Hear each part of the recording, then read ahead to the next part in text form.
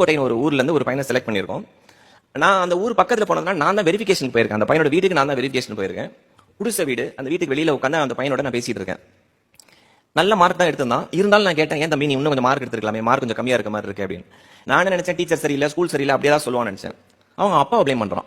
சொல்றான், சார் எங்க அப்பா சரியில்லை சார், அவர் ஒரு டீ கடையில் டீ மாஸ்டரா இருக்காரு, அவர் மட்டும் கொஞ்சம் நல்லா படிச்சு நல்ல வேலை இருந்தாருன்னா என்ன ஒரு நல்ல பிரைவேட் ஸ்கூல்ல போட்டுருப்பாரு. நான் ஒரு கவர்மெண்ட்ல ஆஃப்டர் ஆல் ஒரு தமிழ் மீடியம் ஸ்கூல்ல படிச்சேன். அவன் சொல்ற வேர்டு என்னன்னா, ஆஃப்டர் ஆல் ஒரு தமிழ் மீடியம் ஸ்கூல்ல படிச்சேன் அப்படின்றான். எனக்கு அது வரைக்கும் கோவம் வரல. அப்ப டக்குன்னு நான் என்ன பண்ணிட்டேன், ஏன் தம்பி அப்பா டீ கடையில் வேலை செஞ்சு தானே உன்னை படிக்க வச்சிருக்காரு, அது நீ தேங்க்ஃபுல்லா தானே இருக்கணும் சார். அவரோட கஷ்டத்தெல்லாம் அவரோட வச்சுக்கணும் சார், எனக்கு என்ன படிக்க வச்சிருக்கணும்ல சார், நான் ஒரு நல்ல பிரைவேட் ஸ்கூல்ல படிச்சிருந்தா நான் எவ்வளவு நல்லா படிச்சிருப்பேன் சார் அப்படின்னு. அவங்க அப்பா மேல அவனுக்கு அவ்வளோ ஒரு கோவம் இருக்கு. அப்போ நான் சொன்னேன், உங்க அப்பாவோட டீ கடை எங்க இருக்குன்னு. அது மெயின் ரோட்ல தான் சார் இருக்கு. இப்போ நான் கார்ல வந்திருந்தேன். அந்த கார்ல அவங்க அம்மாவும் ஏறிட்டாங்க, அந்த பையனையும் ஏற்றிட்டு, நீ எனக்கு அப்பாவோட டீ கடைக்கு என்ன கூட்டிட்டு போ அப்படின்னு கூட்டிட்டு போனோம். அருப்புக்கோட்டைன்ற ஊர் ரொம்ப சின்ன ஊர், அந்த ரோடெல்லாம் ரொம்ப சின்ன சின்ன ரோடா இருக்கு. அவங்க அம்மா கிட்ட கேட்டேன், அந்த டீ கடை எங்கம்மா இருக்குன்னு. அதை பாருங்க சார், அதான் சார் டீ கடை. நான் வண்டியை முன்னாடி நிறுத்திட்டேன், கண்ணாடி இறக்கிட்டு, உங்க அப்பா என்ன பண்றாருன்னு பாடுறா அப்படின்னு. அவங்க அப்பா டீ மாஸ்டர், டீ ஆத்துறாரு. பாத்துட்டேன்னா அவன் வந்து என்ன சட்டி ஆத்துறாரு அப்படின்னா. நான் சொன்னேன், இறங்கி வா அப்படின்ட்டு. அவங்க அம்மா கிட்ட கேட்டேன், உங்க வீட்டுக்காரர் எத்தனை மணிக்கு வீட்டுல இருந்து கிளம்பி இங்க வருவாரு, எத்தனை மணிக்கு கிளம்பி டீ கடைக்கு வருவாரு சார்? காலைல 3 மணிக்கு எந்திரிப்பாரு, 4 மணிக்கு அவர் தான் வந்து டீ கடையை ஓப்பன் பண்ணணும். அங்கே வேலை செய்யறாரு, அவரோட டீ கடை கிடையாது, டீ மாஸ்டர் இருக்காரு. 4 மணிக்கு டீ வந்து ஓப்பன் பண்ணணும், டீ கடை ஓப்பன் பண்ணணும். சரி 4 மணிக்கு வந்து நிற்கிறாரு. அப்போ ஓனர் அங்கே தான் இருக்காரு, கல்லாப்பட்டியில் ஓனர் உட்காந்துருக்காரு. நான் சொன்னேன், அந்த பையனையை வச்சு தான் கேட்க சொன்னேன், இவர் எவ்வளோ நேரம் உட்காருவாரு அப்படின்னு கேட்டேன். இந்த டீ மாஸ்டர் இருக்காருல அவங்க அப்பா, எவ்வளோ நேரம் சார் இவருக்கு உட்கார டைம் கிடைக்கும்? மதியானம் 2லேருந்து 2:30 மணி வரைக்கும் சாப்பிட்ற டைம்ல உட்காருவாராம். காலையில 4 மணிக்கு ஒரு மனுஷன் போய் நிற்கிறான் டீ ஆத்துறதுக்கு, மதியானம் 2லேருந்து 2:30 மணி வரைக்கும் தான் அவனால் உட்கார முடியும். திருப்பி நைட்டு 9 மணி வரைக்கும் அந்த டீ கடை வேலை செஞ்சு பாத்திரத்தெல்லாம் கழுவி கடையை சாத்திட்டு 10 மணிக்கு திருப்பி வீட்டுக்கு வர்றாரு. படுக்கிறது 11 மணிக்கு, டெய்லி 3 மணிக்கு எந்திரிக்கிறார். நான் சொன்னேன், டே ஒரு மனுஷன் 4 மணிலேருந்து இத்தனை மணி வரைக்கும் நிற்கிறான் அந்த ஆளு, அந்த ஆளுக்கு இடுப்பு வலி என்னன்னு தெரியுமா? நான் சில நாள் ட்ரைனிங் பண்ணியிருக்கேன். இதுல ஆசிரியர்கள் நிறைய பேர் நின்றுட்டு வேலை செய்யறவங்களுக்கு இந்த கஷ்டம் தெரியும். கொஞ்ச நேரம் நின்றுட்டு வேலை செஞ்சுட்டு போய் அந்த சேர்ல உட்காந்து பாருங்க, ஒரு சுகமா இருக்கும் பேக் ரெஸ்ட் பண்றது.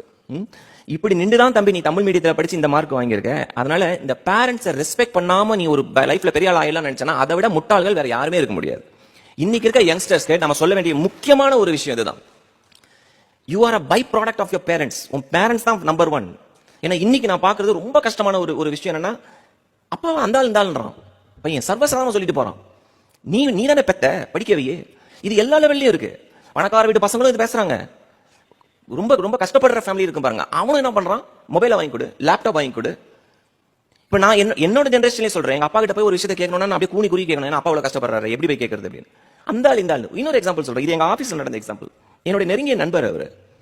இப்ப எங்க ஆஃபீஸ்ல நான் 22 வருஷம் ஒரே ஆஃபீஸ்ல இருக்கேன். தப்பா நினைச்சாதீங்க, எனக்கு வெளியில வேலை கிடைச்சது, இருந்தாலும் அதே ஒரே ஆஃபீஸ்ல இருந்தாங்க. ஒருத்தர் பாக்குற பாவம் வேலையே. ஒருத்தர் சொல்றாரு, சுஜித் என்னன்னு தெரியல, ஒரு 2 வருஷமா என்னோட பையன் அவனோட பிஹேவியர் சுத்தமா சரியில்லை, அவன் எதுக்குமே பிடி கொடுத்து பேச மாட்டேங்கிறான், ரொம்ப என் மேல ரொம்ப கோவமா இருக்கான், ரொம்ப ரஃப் அண்ட் டஃபா இருக்கான், கொஞ்சம் பேசி பாருங்க அப்படின்னாங்க. ஐ two a lot of counseling work. அதனால அந்த பையனை கூப்பிட்டேன். அந்த பையனை எனக்கு தெரியும். நான் கூப்பிட்டோன்னே, அங்கிள் சொல்லுங்க அங்கிள் அப்படின்னு வந்தான். ஜூஸ் கடையில தான் மீட் பண்ணேன். நான் சொன்னேன், என்னடா ஆச்சு, ஏன் அப்பா மேலே என்ன அவ்வளோ கோவம்? டக்குன்னு சொன்னா, அங்கிள் அந்த ஆளுக்கு விவசாயே இல்லை அங்கிள் அப்படின்னா. எடுத்தோன்னே அந்த ஆளுக்கு விவசாயே இல்லை அங்கிள், அந்த ஆளுக்குலாம் நான் இருக்கேன்னே தெரியாது, அவருக்கு எல்லாமே என் தங்கச்சி தான், என் தங்கச்சி தான் அவருக்கு எல்லாமே. அவ்வளோ நான் ஒரு பையன் ஒருத்தன் இருக்கனே தெரியாது, எதுக்கு எடுத்தாலும் கேள்வி கேட்கறான் அந்த ஆளு அப்படின்னா.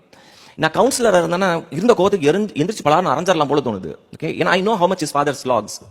இருந்தாலும் நம்ம கவுன்சிலர்ல, அதனால ரூல் பண்ணி, ஏன்டா ஏன் இவ்வளவு கோவம் தான் சொல்றான், தங்கச்சி தான் எல்லாமே, நான் எது கேட்டாலும் கொடுக்க மாட்டாரு, எது கேட்டாலும் கோவப்படுறாரு என்கிட்ட. அப்ப நான் கேட்டேன், நீ எப்போ வீட்டுக்கு போற அப்படின்னு.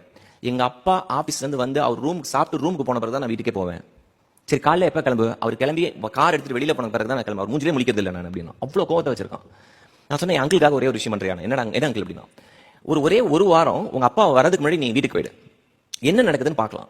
ஒரு வாரம் கழிச்சு நான் எனக்கு ஃபோன் பண்ணி நம்ம நேரம் மீட் பண்ணலாம் அப்படின்னு. அவனுக்கு புரியல. எனக்கு கேட்டான், நான் ஒரு வாரம் மட்டும் முன்னாடி போய் என்ன அங்கிள் ஆக போகுது அப்படின்னு. இல்ல நீ போய் பாடுறா அப்படின்னு. அவங்க வீடு எனக்கு தெரியும், கிரவுண்ட் ஃப்ளோர், நடுவில் பார்க்கிங் லாட் இருக்கு. இந்த பக்கம் அவங்க அம்மாவோட பெட்ரூம், இந்த பக்கம் அவனோட பெட்ரூம். ஸோ இந்த ஜன்னல் வழியா பார்த்தா தெரியும் அவங்க அப்பா வந்துட்டாங்களா இல்லையான்னு.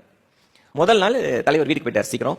அவங்க அப்பா வந்து காரை பார்க் பண்றாரு. காரை பார்க் பண்ணி ஷூவை கழட்டிட்டு சாக்ஸ் கழட்டும் போதே அவர் கேட்ட முதல் கேள்வி அவங்க ஒய்ஃப் கிட்ட, தம்பி வந்துட்டானா? இதான் ஃபர்ஸ்ட் கேட்கலாம், தம்பி வந்துட்டானா? இவனுக்கு புரியல, தம்பின்னு யாரை சொல்றாருன்னு நம்மளுக்கு ஐடியா கிடையாது. ஓகே, உள்ள போனோன்னே கேட்கறான், அவன் காலையில அந்த இதுக்கு டூருக்கு பைசா கேட்டானே, கொடுத்துட்டியா? நான் கொடுத்துட்டியா தெரியல. ஸோ இது முதல் நாள் எதாச்சும் நடந்துச்சுன்னு விட்டான். 2வது நாள் செவ்வாய்க்கிழமை போறான். செவ்வாய்க்கிழமை இது நடக்குது. உள்ள வந்தோடனே தம்பி வந்துட்டானா, அவன் ஃபோன் பண்ணானா பார்த்து அவங்க அம்மா ஒய்ஃப் கிட்ட பையனை பத்தி மட்டும் தான் பேசுறாரு. நைட்டு 1 மணிக்கு பையன் தூங்கிட்டு இருக்கான். திடீர்னு அவனால் தூங்க வரல. 2வது நாள் பெட்ல புரண்டு படுக்கிறான். டக்குன்னு யாரோ கதவை திறக்கிறாங்க, யாருன்னு தெரியல, தூங்குற மாதிரி நடிக்கிறான் பையன். அப்பா வந்து பையனோட தலையை தடை கொடுத்துட்டு நெத்தியில ஒரு முத்தம் கொடுத்துட்டு கொஞ்ச நேரம் உட்காந்து பையனை பாக்குறாரு. இவன் நைட் இருட்டுல தூக்கத்துல ஒரு கண்ணில் மட்டும் பாக்குறான் அவங்க அப்பாவை. ஓகே, பைசா எடுத்து பையனோட பாக்கெட்ல பைசா வச்சுட்டு ரூமுக்கு போயிடுறாரு. இது 2வது நாள். 3வது நாள் அதே நடக்குது. திருப்பி உள்ள வராரு, பையனுக்கு நெத்தியில தடவை, எல்லாம் 1 மணி 1:30 மணிக்கு நைட் நடக்குது இதெல்லாம். நெத்தியை தடவை விடுறாரு, ஒரு முத்தம் கொடுக்குறாரு, கொஞ்ச நேரம் உட்காந்து பையனை பார்க்கறாரு. ஏன்னா பையனை பார்க்க முடியாது மற்ற டைம்ல. பைசா எடுத்து பாக்கெட்டை வச்சுட்டு போயிடுறாரு. புதன்கிழமை அன்னைக்கு எனக்கு நைட்டு ஃபோன் பண்றான். ஃபோன் பண்ணி சாரி வியாழக்கிழமை அன்னைக்கு ஃபோன் பண்ணி தேம்பி அழுகுறான் என்கிட்ட போன்ல. இப்ப நம்மளுக்கு ஃபோன் பண்ணி யாரும் அழுத என்ன தோணும் நம்மளுக்கு டக்குன்னு? என்னடா ஆச்சு, ஏதாவது தப்பா நடந்துச்சாங்க, என்னடா ஆச்சுன்னா அவங்க தேம்பி அழுது சொல்றான், அங்கிள் நான் எங்க அப்பா எவ்வளவு தப்பா நினைச்சிருக்கிறேன், என்ன தம்பின்னு தான் கூப்பிடுறாரு, வீட்டுக்குள்ள வந்தா தம்பின்னு தான் கூப்பிடுறாரு, நான் நினைச்சிட்டு இருக்கிறேன் டெய்லி எங்க அம்மா தான் பைசா கொடுக்குறாங்கன்னு. எங்க அப்பா தான் பைசா வச்சுட்டு எங்க அம்மா கிட்ட சொல்லிட்டு போறாரு. டெய்லி வந்து உட்கார்றாரு அங்கிள், நைட் வந்து உட்கார்றாரு என்கிட்ட. இவரை தான் நான் தப்பா புரிஞ்சிருக்கிறேன். கேட்டு என்கிட்ட கேட்டான், அங்கிள் உங்களுக்கு எப்படி எங்களுக்கு தெரியும் இதெல்லாம், எங்க அப்பா சொன்னாரா அப்படின்னு. நான் சொன்னேன், உங்க அப்பா நான் சொல்லடா, எல்லா அப்பாவும் இப்படிதான், உலகத்திலேயே இருக்கிற ஒரு டம்மி பீஸ், இமோஷன்ஸை காட்ட தெரியாத ஒரு டம்மி பீஸ் யார் அப்படின்னா அப்பா தான். வெளியில நான் எவ்வளவு ஸ்ட்ரிக்ட் தெரியுமா அப்படின்னு மாதிரி சுத்திட்டு இருக்கலாம் உள்ள, ஆனா இமோஷனலி தேர் சோ வீக். இந்த பையனோட எக்ஸாம்பிள் தான் நான் சொல்றது. அப்பா அம்மா மேல அப்படி என்ன வெறுப்பு வருது நம்மளுடைய யங்ஸ்டர்ஸ்க்கு? அப்போ இது நம்மளுடைய பொறுப்பு இருக்குல்ல.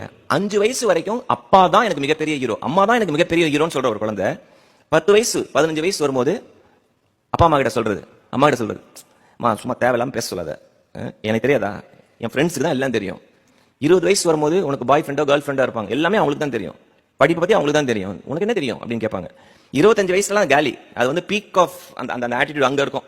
எங்க அப்பாக்கு என்ன தெரியும், படிக்காதவர். ஆனா லைஃப் கம்ஸ் ஃபுல் சர்க்கிள்.